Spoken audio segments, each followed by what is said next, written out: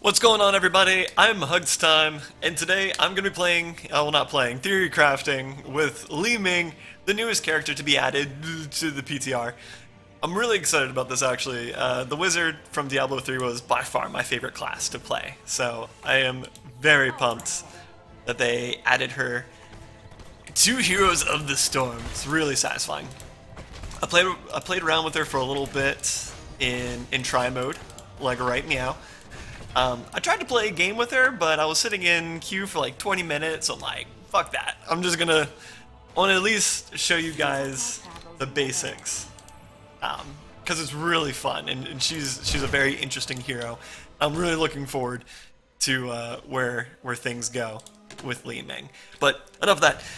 If we take a look at the talents here on our queue, we have her magic missiles. At first, you start off with 3. And you can kind of move them around and choose where you want the focal point of them to end up. You can kind of focus them in on one hero, or you can kind of fan them out to hit, 3 different targets. So you can, hit Arthas and that minion or whatever. So pretty cool. Her W is Arcane Orb. Fire an orb that powers up as it travels, dealing 271 damage to the first enemy hits. The amount of damage dealt is increased the further it travels, up to 813 damage. So, this is kind of where Li-Ming, she's more of a complex mage, I'm thinking, and, they really want her to get his skill shots to land at max distance to maximize the amount of damage it does.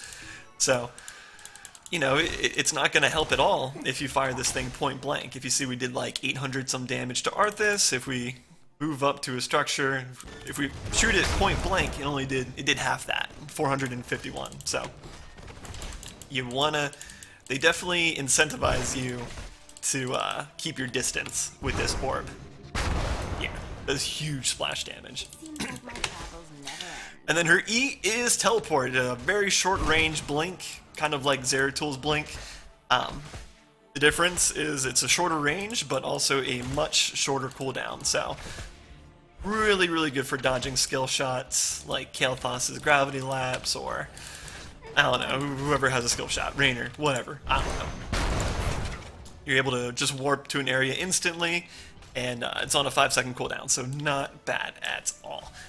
And then finally, Li-Ming's trait is Critical Mass, and basically whenever you get a takedown, a hero takedown, it's going to reset all of her ability cooldown. So she's able to just like steamroll.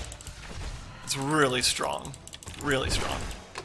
But anyway, I'm going to go over a build for her. So I'll go over all the talents. At level 1, we can choose from Astral Presence. Your mana regeneration is increased by 100% when below half of your mana pool, which seems good. I mean, Li-Ming's definitely going to be one of those characters that's like slinging spells like crazy. So I can imagine that Blizzard kind of built in her mana pool to be her restriction for being too snowbally.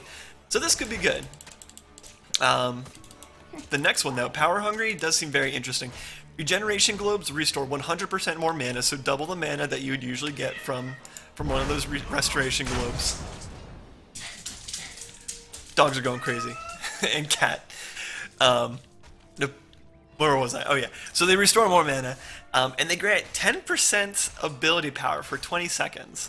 So if I were to pick up a regen orb, let's say Arthas is doing Arthas things, I'm gonna pick up this orb here, and then for 20 seconds, my abilities are gonna deal 10% more damage to the guy. Let me just see. Nailed it. Seems really good. It seems good. I don't know. I'm really interested to see how it works in practice. Then we got Force Armor. When magic missiles damages an enemy hero, you gain a charge of spell block, which is really good. It holds up to a maximum of 4 charges, which also seems really strong, depending on the enemy composition. I mean, if you've got like Kael'thas and Nova and, kind of bursty ability damage dealers like those, that could be really strong. Could be really strong. And then Ether Walker, if you haven't taken damage in the last 5 seconds, teleport costs no mana, and its cooldown is decreased by 2 seconds. So, for keeping distances, I can see that talent coming in handy. I'm not sure if I take it. I don't know. I don't know. But I'm gonna go with Power Hunger for right now.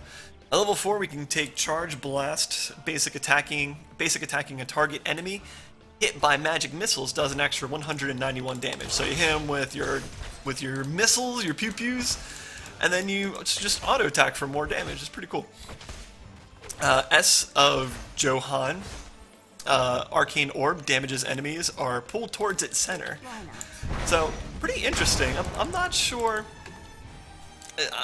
I think with like if you guys have an organized team and you're able to set up some like wombo combos, I can definitely see that being useful, but I'm not sure how viable it's going to be in just like standard quick match. I don't know yet.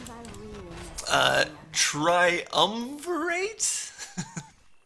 I think that's how you say it. If Arcane Orb hits an enemy hero after traveling for at least 80% of its base range, the cooldown is reduced by 7 seconds. So basically it's just adding more. It's giving you more of an incentive to keep your distance when you're firing off your W. And then we got Dominance. Takedowns restore 25% of your maximum health. This is really interesting since it synergizes well with your critical mass. So not only are you reducing the cooldowns of your abilities, but now you're also gaining health. Get back here, Arthas. Oh, you suck. I'm not sure. I think for overall damage, I think like for a standard quick match build, I think Charge Blast is the way to go. But I'm curious to see what people do with the other talents. So at level 7, we got Seeker. If 3 magic missiles hit the same target, the third one deals an additional 274 damage, which seems really good. But only if you're good at nailing. Yeah, see, I got lucky there. Only if you're really good at nailing your arcane missiles. I mean, they have a very interesting arc. Let's see. And they're pretty slow, too. It takes some time to get used to. Yeah. I don't know. That might be the way to go. We do have Zai's Vengeance, which is Arcane Orb does an additional 25% more damage to enemies far away. But the trade-off is it does 25% less if you fire it at point-blank range. So again, also, they want you to keep your distance with Li-Ming, especially with this one skill. It deals crazy amounts of damage. I think... Oh yeah, and also, Calamity is very interesting too. When you teleport, it does 558 damage to enemies near your destination. That's really interesting, because you think you'd be in, most of Li-Ming's skills are based around keeping your distance from the enemy, and she's a mage. She's supposed to be, she's supposed to keep her distance. But this is kind of urging you to, get up in their face. We can just like pop up, say hi to Arthas, and hit him with our pew-pews, and when he's running away, just be like, nope, and blow him up. Really interesting skill. Or talent, I should say. I'm not sure. I think either one of these is good. Calamity, not so much. You might be able to pull off some pretty ridiculous stuff with Calamity, but I think Zai's Vengeance is the way to go, in my humble opinion. And at level 10, we pick up Disintegrate, because why wouldn't you? I mean, come on, look at this. It's so good. It's everything I've wanted. No, but seriously. Disintegrates, channel a powerful beam dealing 1,227 damage over 2.5 seconds. And you can change the direction depending on where your cursor is. And it's not like Cho'Gall's ultimate where it's like really slow. It's instant. I mean, it's really, it moves. You can definitely move it around. So really, I foresee that being really popular. Wave of Force, though, is not bad. Knock away all enemies from an area and deal 446 damage. That's also very handy. Oh, hey everyone, say hi to my wife Kate. What's up? You like Li-Ming? I like what? Do you like Li-Ming? It's like a cat. Yeah, kind of. So yes. So yes. There you guys go. So anyway, what was I saying? Oh yeah, Wave of Force, I imagine could be pretty strong. Again, probably for more organized teams. But, oh my god, Disintegrate is so good. And it's only a 20-second cooldown. I mean, come on, I can do stuff like this 20 seconds. And if I get a kill with it, then I get to use it immediately afterwards. It's so good. It's so good. Alright, level 13.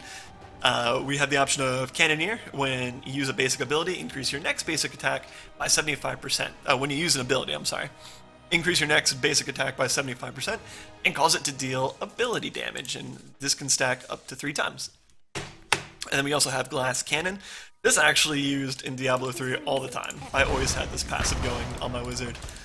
And the description is pretty much identical, I think. Yeah, ability power by 15%, but it decreases your maximum health by 15%. So just as the name implies, it's basically you deal more damage, but you're much more fragile in doing so. And then Illusionist, increase teleport range by 50%. And if you lose more than 15% of your health at once, which I wonder what they mean by once, like if it's just one ability or if you lose it like very quickly, I don't know.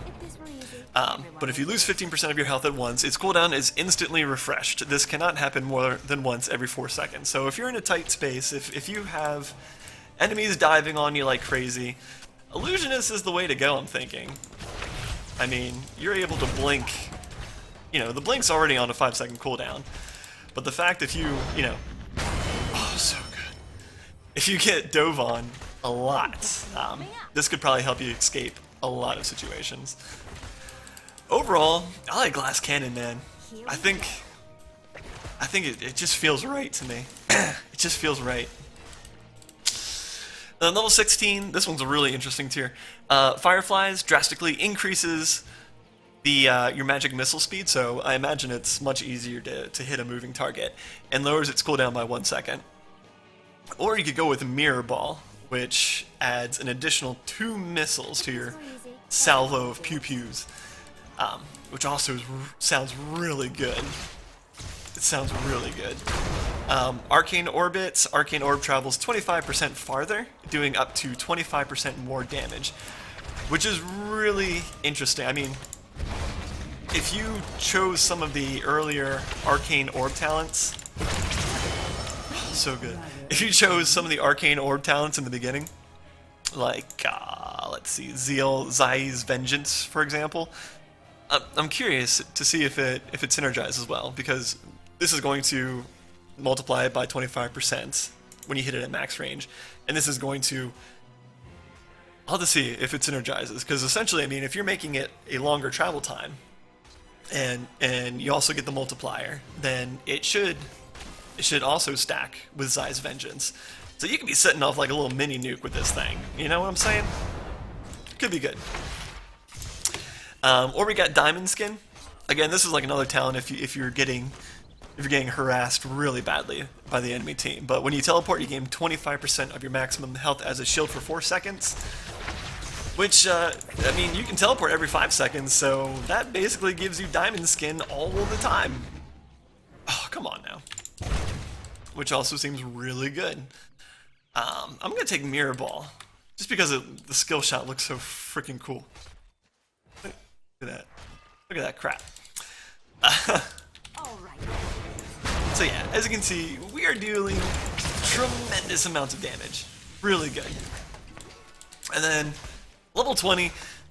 Level 20 is so good, guys. All of it's just really good. Let me just say that first. Temporal Flux is basically your upgrade to Disintegrate. It slows enemies down by 60%, so probably would really help in securing kills for the enemy team. I can definitely see its uses. So good, guys. Can you tell I really like this character? So that's good. Tal Rasha's Elements, your abilities benefit from 20% bonus damage as long as they aren't cast twice in a row. So this is basically incentivizing you to have a little bit of variety in your casting. So, you know, you come in here and then, you know, all those get 20% because we didn't cast them in succession. you kind of like, you're incentivized to combo your attacks. Kind of like Jaina almost. Look at this. It's bonkers, man. It's so crazy. I'm just waltzing in here, making things my own. Firing Disintegrate. It's so good. Okay, let's get out of here. The other one, your other choice, is so good. I've said this like a million times, but the level 20 talents are so good. You can be Archon, which is ripped directly from Diablo 3, and allows you to go in that crazy purple energy form, and you cast Disintegrate all the time. All the time. Totally mana free. The only drawback is you can't use your other skills, but I mean, you have Disintegrate. I mean, what else do you want, people? What else do you need? Hold on, I'm gonna refresh this. Let's see, Power Hungry. We'll just do this. Disintegrate. Glass Cannon. Diamond Skin. Yeah, look at this. So, it's a skill on your one. You pop it, you go full crazy power, and then you just shoot this off for as long as you want. What else do you want, people? Look how fucking cool this is. Alright, and you can cancel it out at any time, and you can go back to your normal caster mode. But why would you? Again, why would you do that? Come on, people. So good. Yeah. Definitely gonna be playing this hero a lot. So yeah, the first rundown I'd probably take into most quick matches. I'll reset talents. So you're going Power Hungry, and then what'd we do? Oh yeah, Triumvirate. This one's close. I think I'll go with Zai's Vengeance, and then Disintegrate, Glass Cannon, Arcane Orb.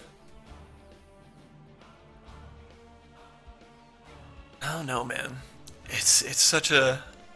They're both so good. I'll take Tal Rasha's elements. Why not? So, let's see what we do. Just standard auto attack, we do... What is it? Like 200... 175 damage per second, so... Auto attacks are nothing crazy. And then, let me quick reset this. When we walk in with our skills... Trying to think of a good combo, so probably want to open up with our orb into missiles, can teleport into Calamity, into Disintegrate. I mean, yeah, it's good. It's really strong. Well, let me reset. Can we do like maybe we can do a magic missile? That sounds so. Pick up Force Armor, which does seem really good. In the right situation, it seems really good. And then Charge Blast. We'll take Seeker, Wave of Force, Glass Cannon, Mirror Ball, and Tal Rasha. So I'm curious, let's see how much damage. All 5 of them, in an ideal situation, 2,511 damage. That's bonkers. That is absolutely silly. Now granted, this is probably going to be a really hard skill to land. Because I mean, it's really, even just hitting a stationary target, it's pretty tough to land all of them. It's so good. Really good stuff. Let me get minions back. I'll show you Wave of Force too before I wrap this up. We got minions. Boo. So yeah, if we want to push Arphis closer to us, we can just kind of walk up to him, bam, push him aside. The knockback's not too tremendous, but it's noticeable. It's the difference between. Nope, not gonna get it. Maybe? Nope. It's not huge, knockback, but you know, it's enough to get him off a point, and I don't know, maybe see some hilarious boss steals. I don't know. Could be good. So yeah. That's Li-Ming. Really, really good. I think I wouldn't be surprised if we see a lot of Li-Ming play in like the meta, because she has crazy amounts of damage, and I'm sure. Yeah, dude, look at that. Look at that. I'm sure we'll see a lot of crazy stuff happen with her teleports and her knockbacks, and I'm really looking forward to seeing how people play this hero. It should be good. It should be good. I hope you guys enjoyed. Let me know if you're interested in seeing more videos like this. This is kind of like my first time doing some playthroughs, some theory crafting. And yeah, I think it's good. I think it's nice to kind of get a feel for this before we jump into a game and make a fool out of ourselves. But yeah, let me know what you guys think. And if you had a chance to play through a quick match as Li-Ming, let me know. Let me know how things went. If you dominated or if you got crushed. I'm very curious to see how she goes. But yeah, thank you guys so much for watching. I hope you enjoyed. If you did, please leave a comment below and hit that thumbs up button. And if you haven't already, please subscribe. And I will see you guys again in the next video. Thanks for watching, guys. Bye-bye.